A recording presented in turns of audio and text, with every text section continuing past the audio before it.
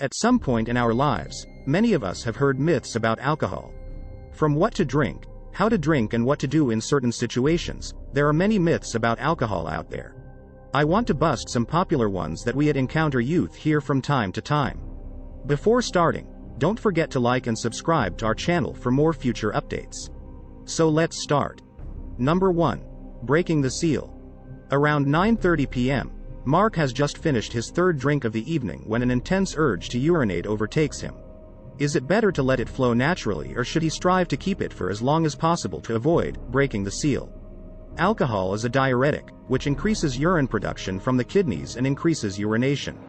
Additionally, alcohol irritates the bladder, making it less likely for someone to hold on. No matter when someone makes their initial trip, they will still need to use the restroom several times more throughout the night. Number 2. Beer before liquor, never sicker. According to an old proverb, beer before liquor never makes you ill, but liquor before beer, you're safe. Many explanations have been proposed to explain why this adage is true. According to one belief, this is because of the carbonation. According to another, beer is weaker and simpler to digest. And according to a third, beer has a hydrating effect because it has a higher concentration of water. Sadly, none of these are accurate. The truth is that how much alcohol someone consumes is more important than the order in which they consume it. Number 3. Moderate amounts of alcohol are good for you. For many years, it has been asserted in several studies and in the media that alcohol is healthy when consumed in moderation. There have been reports that drinking alcohol in moderation can offer protection from various diseases, including diabetes, multiple sclerosis, and heart disease. But in a recent article published in the Journal of Studies on Alcohol and Drugs, findings from 45 earlier studies that found alcohol to be protective against heart disease were adjusted for age, prior alcohol usage, and prior heart health and reanalyzed. After these modifications, it was discovered that moderate alcohol intake had no benefit for those over 55 and raised the risk of heart disease by 44% for those under 55. Even if moderate alcohol intake provided some benefits for certain conditions, the recognized harm alcohol may bring, especially in cancer, almost definitely outweighs these benefits. Number 4. You can trick a breathalyzer. Breathalyzers operate in a very complicated manner, and their operation is frequently misinterpreted. A breathalyzer cannot be tricked by sucking on pennies, chewing gum, or drinking an excessive amount of water. The only factor that can influence how much alcohol is in someone's bloodstream is time, according to breathalyzer estimates of blood alcohol content, BAC, using a breath sample. The easiest way to prevent failing a breath test is to refrain from driving after drinking, or at the very least, keep track of how much alcohol you consume throughout the course of the evening.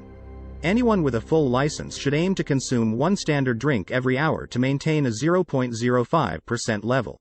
But be aware that not everyone can use this advice. Number 5. Alcohol kills brain cells. Some individuals frequently presume that because alcohol can have an impact on behavior and cognition, brain cells are being destroyed. Alcohol cannot literally kill brain cells, although it can cause damage to them. Large amounts of alcohol can harm the terminals of neurons, which can cause issues with transmission between other neurons.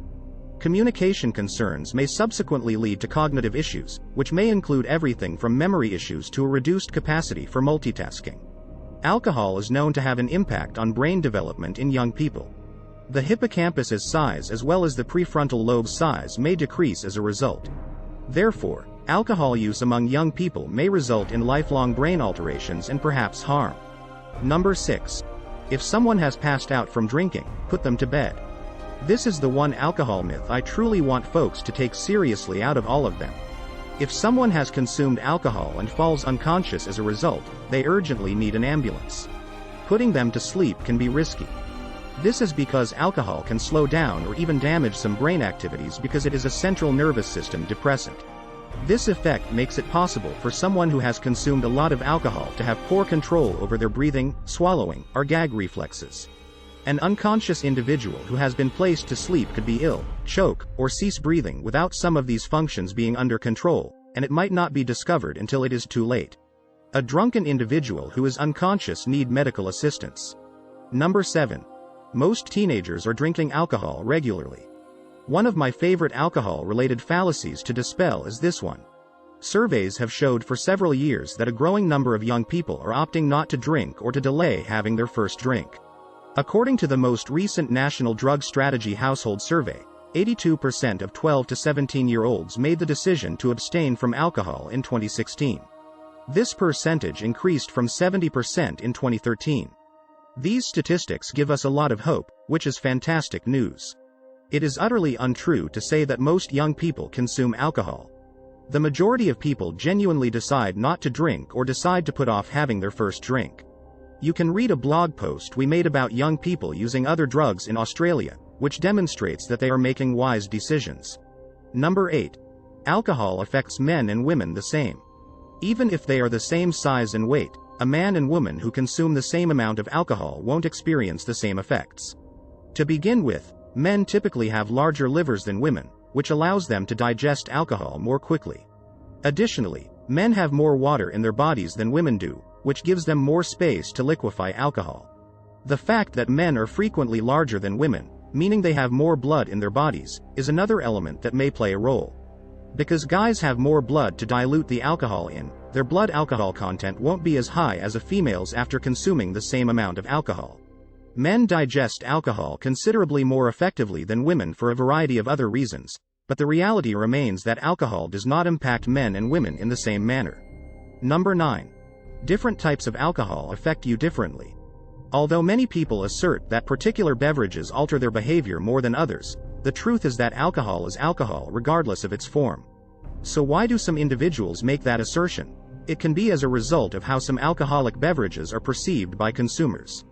When participants said they reacted differently to different types of alcohol, it frequently appeared to be owing to the individual seeking to compensate for the expected effects of the alcohol, according to a 2010 study of more than 40 research. So while there isn't much of a biological difference between different forms of alcohol, people may respond to different types of alcohol differently depending on their expectations or psychological, emotional states. Number 10. Drinking beer gives you a beer belly.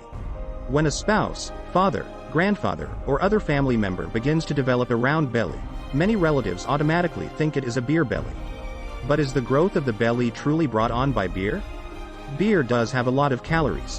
One serve can have about 150 calories and a lot of carbohydrates. One serve of beer contains a lot of calories, though, because of the alcohol.